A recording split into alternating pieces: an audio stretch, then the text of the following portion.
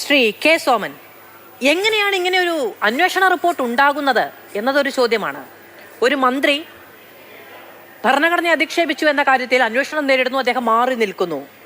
അന്തിമവിധി കോടതിയുടെ ഭാഗത്ത് നിന്ന് ഉണ്ടായതിനു ശേഷമാണ് സ്വാഭാവികമായി അദ്ദേഹം തിരികെ വരേണ്ടത്. പക്ഷേ പോലീസ് ക്ലീൻ ചിറ്റ് കൊടുക്കുകയാണ്. പോലീസിന് CCTV ദൃശ്യങ്ങളുടെ ഫോറൻസിക് പരിശോധനാ ഫലം വേണ്ട, പോലീസിന് നാട് മുഴുവൻ കണ്ട ഫേസ്ബുക്ക് ലൈവുമായി ബന്ധപ്പെട്ട പരിശോധന വേണ്ട, പെൻഡ്രൈവിൽ കിട്ടിയ വിഷ്വൽസിന്റെ ഫോറൻസിക് റിപ്പോർട്ടുമായി ബന്ധപ്പെട്ട ഫോറൻസിക് റിപ്പോർട്ട് വേണ്ട, പോലീസിന് മാധ്യമപ്രവർത്തകരുടെ മൊഴി വേണ്ട, പോലീസിന് പരാതിക്കാരുടെ മൊഴി വേണ്ട. പോലീസിന് ആകെ വേണ്ടത് നേരത്തെ സ്വകാര്യ ചടങ്ങെന്ന് വിശേഷിപ്പിച്ച രീതിയിൽ ഒരു പാർട്ടി കുടുംബത്തിനകത്ത് നിൽക്കുന്ന, അങ്ങനെയാണല്ലോ സ്വകാര്യ ചടങ്ങുണ്ടാവുന്നത്. ഒരു പാർട്ടി പരിപാടി പാർട്ടി കുടുംബത്തിനകത്ത് നടക്കുമ്പോഴാണല്ലോ സ്വകാര്യ ചടങ്ങാവുന്നത്. അങ്ങനെ പാർട്ടി കുടുംബത്തിനകത്ത് കുടുംബാംഗങ്ങളുടെ എല്ലാം മാത്രം കേൾവിയും അവരുടെ വ്യാഖ്യാനവും കേട്ട് തയ്യാറാക്കുന്ന ഒരു റിപ്പോർട്ട് പോലീസ് കൊണ്ടുപോയി സമർപ്പിക്കുന്നു. കോടതി അത് അങ്ങനെ തന്നെ അംഗീകരിക്കുന്നു, ശരി എന്ന് പറയുന്നു. സജി ചെറിയാൻ മന്ത്രിസ്ഥാനത്തേക്ക് വരുന്ന റിപ്പോർട്ട് ഉണ്ടാകുന്നത് എങ്ങനെയാണ്? പോലീസിന്, ആഭ്യന്തര വകുപ്പിന് വേണമെങ്കിൽ തന്നിഷ്ടത്തിന് അധികാര ദുർവിനിയോഗത്തിനനുസരിച്ച് റിപ്പോർട്ട് ഉണ്ടാക്കി കൊടുത്ത് ആരെ വേണമെങ്കിലും എങ്ങനെ വേണമെങ്കിലും തിരികെ കൊണ്ടുവരാം എന്നതാണ് ഈ നാട്ടിൽ നടക്കുന്നത്. ശ്രീമതി മാധു, ഇതില് ഇന്നലെ ബഹുമാനപ്പെട്ട കേരള ഹൈക്കോടതി നമ്മുടെ സാംസ്കാരിക വകുപ്പ് മന്ത്രിക്കെതിരായി നടത്തിയിട്ടുള്ള വിധി പ്രസ്താവം, അത് സംസ്ഥാന സർക്കാരിനെ ഏറ്റിട്ടുള്ള ഒരു വലിയ പ്രഹരം കൂടിയാണ്. ഇന്ന് വയനാടുമായി ബന്ധപ്പെട്ടും ബഹുമാനപ്പെട്ട ഹൈക്കോടതിയുടെ സവിശേഷമായിട്ടുള്ള പരാമർശമുണ്ടായിരിക്കുന്നു.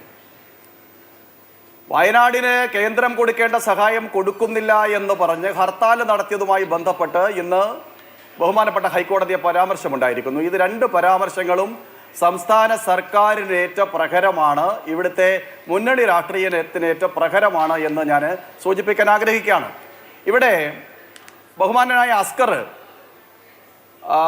അവസാനം പറഞ്ഞത് അന്വേഷണത്തിൻ്റെ കാലഘട്ടത്തിൽ ബഹുമാനപ്പെട്ട സജി ചെറിയാൻ മന്ത്രി ആയിരുന്നില്ല എന്നാണ്. മന്ത്രിയാവാത്ത സജി ചെറിയാൻ എതിരായിട്ട് ഒരന്വേഷണം നടത്തിയ സന്ദർഭത്തിൽ ആ അന്വേഷണത്തിൽ നിന്ന് രക്ഷപ്പെടാൻ കഴിയുന്ന റിപ്പോർട്ട് മന്ത്രി അല്ലാതിരുന്ന കാലഘട്ടത്തിൽ സജി ചെറിയാൻ അനുകൂലമായിട്ടുള്ള റിപ്പോർട്ട് പോലീസ് കൊടുത്തു എന്നുള്ളതാണ്. അതുകൊണ്ട് തന്നെയാണ് ഈ സന്ദർഭത്തിൽ ഇന്നലത്തെ ഹൈക്കോടതി വിധിയുടെ പരാമർശത്തിൻ്റെ പിൻബലത്തിൽ സജി ചെറിയാൻ മാറി നിന്നുകൊണ്ട് ക്രൈംബ്രാഞ്ചിൻ്റെ ഉന്നതതല അന്വേഷണം നേരിടണം എന്ന് BJP ആവശ്യപ്പെടുന്നത് ബഹുമാനനായ ശ്രീ അസ്കർ പറഞ്ഞ് അവസാനിപ്പിച്ച പരാമർശത്തെ തുടർന്ന് തന്നെയാണ് എനിക്ക് സൂചിപ്പിക്കാനുള്ളത്.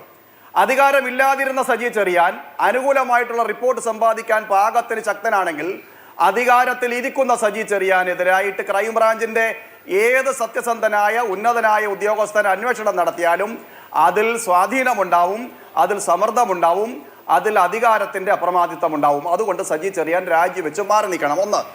രണ്ട്, ബഹുമാനനായ അസ്കർ പറഞ്ഞതുപോലെ ഇതൊരു സ്വകാര്യ ചടങ്ങല്ല. മല്ലപ്പള്ളിയിലെ CPMന്റെ ഏരിയ സെക്രട്ടറി, ഏരിയ കമ്മിറ്റി പ്രതിമാസം നടത്തുന്ന ചില പ്രഭാഷണ പരമ്പരയുണ്ടായിരുന്നു. അതേപോലെയുള്ള ഒരു പ്രഭാഷണ പരമ്പര ഇത് നടക്കുന്നതിന് മുമ്പത്തെ മാസവും അതിന് മുമ്പത്തെ മാസവും എല്ലാം തന്നെ CPMന്റെ പ്രധാനപ്പെട്ട നേതാക്കന്മാർ പങ്കെടുക്കുന്ന വ്യത്യസ്ത വിഷയങ്ങളിലുള്ള ഫേസ്ബുക്ക് ലൈവോട് കൂടിയിട്ടുള്ള പരിപാടികൾ CPMന്റെ മല്ലപ്പള്ളി ഏരിയ കമ്മിറ്റി സംഘടിപ്പിക്കാറുണ്ട്. ആ ഏരിയ കമ്മിറ്റി സംഘടിപ്പിച്ച ഒരു പ്രഭാഷണ പരമ്പരയിൽ തന്നെയാണ് ബഹുമാനപ്പെട്ട സജി ചെറിയാൻ പങ്കെടുത്തത്, കേരളത്തിൻ്റെ സാംസ്കാരിക വകുപ്പ് മന്ത്രി പങ്കെടുത്തത്. അത് ഫേസ്ബുക്ക് ലൈവിലുണ്ടായിരുന്നു, മല്ലപ്പള്ളിയിലെ CPMന്റെ ഫേസ്ബുക്ക് പേജിലുണ്ടായിരുന്നു. അത് ജൂലൈ മാസം 3-ാം തീയതിയും 4-ാം തീയതിയും വരെ ഉണ്ടായിരുന്നു.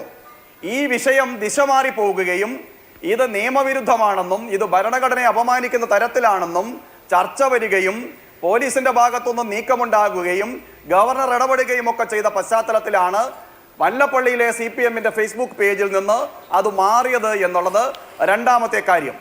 ഇതില് ഇവിടെ സൂചിപ്പിച്ചു ബഹുമാനായ ശ്രീ അഭിഭാഷകൻ ശ്രീ അഭിലാഷ് അടക്കമുള്ള അദ്ദേഹം അടക്കമുള്ള ആളുകൾ ഇവിടെ സൂചിപ്പിച്ചു. എനിക്ക് ചോദിക്കാനുള്ളത്, അസ്കർ ഇതിനെ വല്ലാണ്ട് ന്യായീകരിക്കുകയാണ്. അദ്ദേഹത്തിന് സ്വാഭാവികമായിട്ട് ന്യായീകരിക്കണം. കേരളത്തിൻ്റെ സാംസ്കാരിക മന്ത്രി വളരെ ഉന്നതമായിട്ടുള്ള ഭരണഘടനാ മൂല്യങ്ങളെ അംഗീകരിക്കുന്ന ഒരു മനുഷ്യനാണ്, വളരെ സാത്വികനാണ്, വളരെ ലളിത ജീവിതം നയിക്കുന്ന ആളാണ്. സാംസ്കാരിക സമ്പന്നനാണ്, നിഷ്കളങ്കനാണ്, ഗ്രാമീണ ഭാഷ ഉപയോഗിക്കുന്ന ആളാണ്. ഇതൊക്കെ ബഹുമാനനായ അസ്കറെ അങ്ങ് പറഞ്ഞോളൂ. പക്ഷേ ഇവിടെ എന്താണ്, ഇത് സാധാരണക്കാരന് മനസ്സിലാവുന്ന ഒരു കാര്യമാണോ?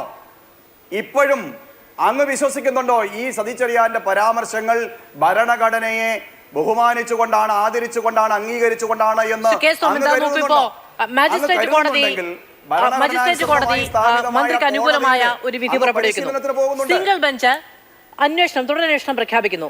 നാളെ അത് ഡിവിഷൻ ബെഞ്ചിലേക്ക് വരുമ്പോൾ വീണ്ടും വിപരീതമായ ഒരു ഫലമുണ്ടാകുന്നു. പിന്നെ സുപ്രീം കോടതിയിലേക്ക് പോകുമ്പോൾ അതിന് വിപരീതമായ ഒരു വിധി ഉണ്ടാകുന്നു.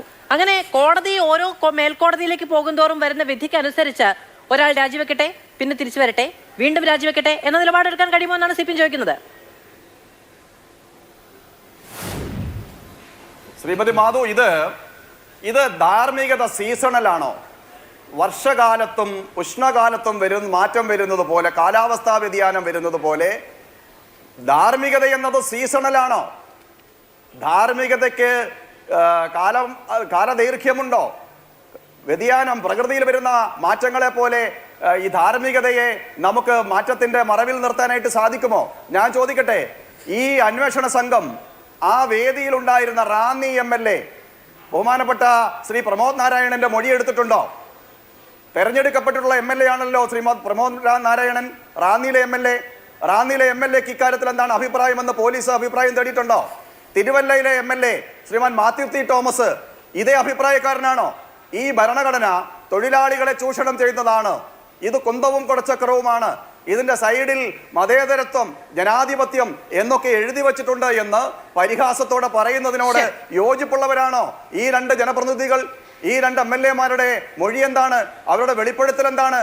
ഇത് CPMന്റെ സ്വാധീനത്തിൽ, സർക്കാരിന്റെ സ്വാധീനത്തിൽ, ആഭ്യന്തര വകുപ്പിന്റെ സ്വാധീനത്തിൽ പോലീസ് വഴിപ്പെടുകയും മന്ത്രിയെ രക്ഷിക്കാൻ ആവശ്യമായിട്ടുള്ള ഒരു തട്ടിക്കൂട്ടിയ റിപ്പോർട്ട് കൊടുക്കുകയും ചെയ്തിട്ടുണ്ട്. അതുകൊണ്ട്